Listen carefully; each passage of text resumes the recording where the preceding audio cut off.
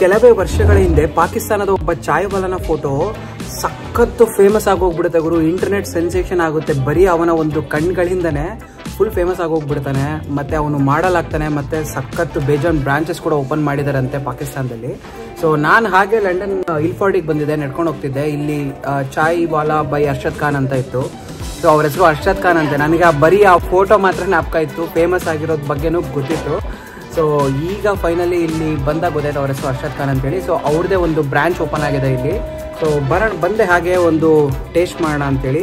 So ಇಲ್ಲಿ ನೋಡ್ಬೋದು ನೀವು, ಕೆಫೆ ಚಾಯ್ವಾಲಾ ಅರ್ಷದ್ ಖಾನ್ ಅಂತ ಇದೆ. ಸೊ ಐ ಥಿಂಕ್ ಇದೇ ಫೋಟೋ ಅನ್ಸುತ್ತೆ ಅವ್ರದ್ದು ಸಖತ್ ಫೇಮಸ್ ಆಗಿದ್ದು, ಅದಕ್ಕೋಸ್ಕರ ಇದನ್ನೇ ಸಿಗ್ನೇಚರ್ ಫೋಟೋ ಆಗಿಟ್ಟಿದ್ದಾರೆ.